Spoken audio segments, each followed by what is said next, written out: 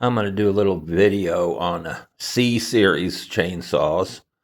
Um, and with Homelite, they always had a series family. The Super XLs were part of the XL12 family because it was the first one of using that chassis. So XL12, Super XL12, Super XL12 automatic, XL 400, XL 500 are all part of the XL 12 family.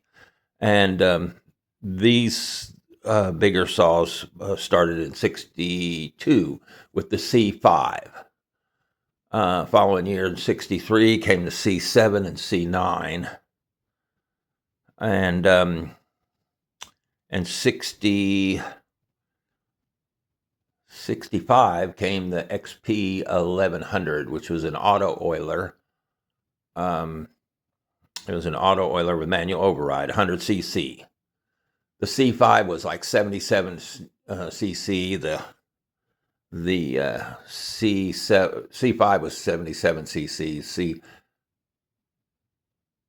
C7 was, I think, around 81, and the C9 was 88. But all these other ones were 100 cc. The 1050s, the 1020s, the 1100s, 1130s were all 100 cc, and this is what we're going to talk about today. The XP series started out in 65 with 1100, and then 66 to 1130, and then 67, 68, the Super XP 1130. They had the XP 1020, and then they had an XP 1020 automatic in 67, somewhere about there. But and then they had the 1050s, and the 1050s ran into the 80s, like the Super Whizzes. Some of the Super Whizzes ran into the 80s, which is unusual for that kind of a primitive saw that ran as long as it did. Yeah, the 1050s ran quite a long time, and they were part of the C series. But the two types of C series are the direct drive, three types, I guess: manual oiler, direct drive auto oiler, and the gear drive automatic oiler.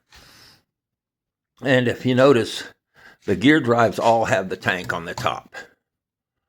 The direct drives all have the tank on the front. And the reason why is that the weight distribution is a lot better to run this tank on the top rather than on the front by the time you got that big gearbox inside here. So that's the reason that's on the front. But this saw supposedly weighs like, I don't know, 26 pounds, but I just picked it up a little bit. I swear it weighs 100, but it's a heavy saw. They made this saw later on into the 70s. The handle became black, and I think it had cushion handle, I'm pretty sure. And it was a redder color and red and black on the paint job rather than the red and green. The Super XP and the XP 1130 were made pretty late in the late 60s and early 70s for sure. But I think they phased most of these XP 1020s out before 70 or thereabout. But they're all part of the C series family, and these were professional logging saws. There's a 1050 down here, and that's a ladder one. That one was made in the 80s, I believe. And that's another 1020 automatic down here. But they, as you can see, they have the tanks on the front. But that's kind of the differences on the C series direct drive versus gear drive saws. This probably got a little bit more long-winded than I wanted, but that's how it goes.